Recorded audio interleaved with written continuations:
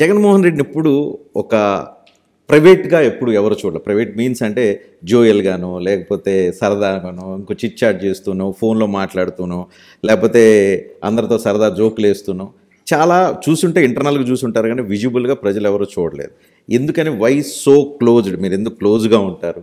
మీ private లైఫ్ని బయట ప్రపంచానికి ఎందుకు చూపించరు? Any specific reason?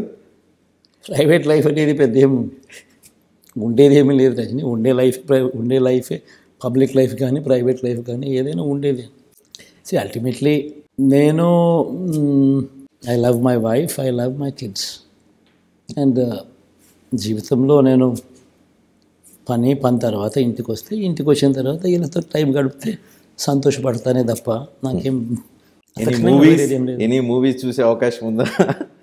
అప్పుడప్పుడు చూస్తారు. అప్పుడప్పుడు టీవీలలో ఇప్పుడు నెట్ఫ్లిక్స్ వచ్చిన తర్వాత ఇవన్నీ వచ్చేసిన తర్వాత అప్పుడప్పుడు వాటిలో ఏదైనా కనపడతా ఉంటే అప్పుడప్పుడు అవి కూడా చూస్తూ ఉంటాయి. తప్పేం జరుగుతూ ఉంటాయి. సో మీ మీద వచ్చే మీమ్స్ ఎప్పుడన్నా చూసారా? మీ మీద మీమ్స్, ఇప్పుడు మీమ్స్ కల్చర్ మీమ్స్ కానీ ఎందుకంటే బేసిక్లీ అంత టైం కూడా ఎక్కడ ఉంటుంది రజనీష్.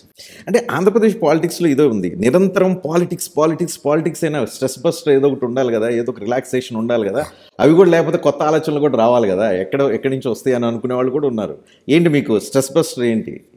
ఏ రకంగా రిలీవ్ అవుతారు? స్ట్రెస్ అనేది పెద్ద తీసుకునే రకం కూడా కాదు రచన. దేవుని దయ వల్ల ఏదైనా కూడా ఇటుకు వస్తా, ప్రేయర్ బాగా చేస్తాను, దేవునికి కృషి పెడతాను, తర్వాత జరుగుతుంది. నువ్వు నేను చేయగలిగింది ఒక స్థాయి దాకా చేయగలిగింది చేస్తావు, తర్వాత జరగాల్సింది జరుగుతుంది.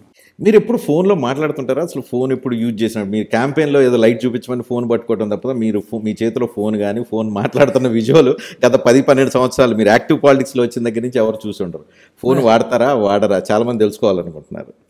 ఫోన్ లేదు, ఫోన్ లేదు, నెంబర్ కూడా లేదా? నా నెంబర్ నాకే తెలియదు. అసలు నా నెంబరే లేదు. ఫస్ట్ ఆఫ్ ఆల్ నాకు నెంబరే లేదు, ఫోను లేదు. ఎవరైనా ఏదైనా ఉంటే ఏదైనా ఆఫీస్లో ఉంటే ఆఫీస్ వాళ్ళు కనెక్ట్ చేస్తారు, ఇంట్లో ఉంటే ఇంట్లో వాళ్ళు కనెక్ట్ చేస్తారు. ఏదైనా మీ ఇంట్లో వాళ్ళకి అవసరం అయితే ఎవరికి ఫోన్ చేయాలి? నేనైతే నాకెట్టా పియ్యలు గీయలు అందరూ నా పక్కనే ఉంటారు, ఇంతమంది ఉంటారు. మీరు ఏది మైండ్ మీదకి తీసుకోను అని అంటున్నారు, ప్రజల మీదకి వదిలేశాను, దేవుడి మీదకి వదిలేశాను అంటున్నారు. దేవుడు ప్రజలు మీ వెనక ఉంటారా? ఇప్పుడు ఈ పోలింగ్లో మీ వెనక ఉండి మీకు ఓటేస్తారా? వేస్తే ఎంత కాన్ఫిడెంట్గా ఉన్నారు? అది నాకు దేవుని మీద నమ్మకం ఉంది, ప్రజల మీద విశ్వాసం ఉంది.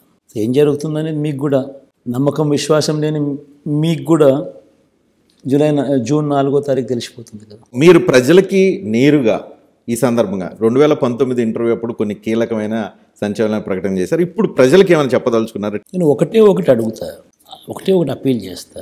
ఇన్ఫ్యాక్ట్ నాకు ఓటు వేయని వారిని కూడా నేను ఇదే విజ్ఞప్తి చేస్తా. అంటే నాకు ఓటు వేయకపోవడానికి వాళ్ళకున్న రకరకాల కారణాలు ఉండొచ్చు, కులం కావచ్చు, వాళ్ళ పార్టీల అఫిలియేషన్ కావచ్చు, ఏదైనా కారణం కావచ్చు. బట్ వాళ్ళందరికీ కూడా నేను విజ్ఞప్తి చేసేది ఒకటే, ఒక్కసారి మీరు ఇంటికి వెళ్ళండి, మీ భార్యతో మాట్లాడండి, మీ ఇంట్లో మీ అవ్వాతాతలతో మాట్లాడండి, మీ ఇంట్లో ఉన్న మీ పిల్లలతో కూడా మాట్లాడండి. చిన్నపిల్లలు కదా, ఓటు లేదు కదా అని వాళ్ళను పక్కన పెట్టద్దండి.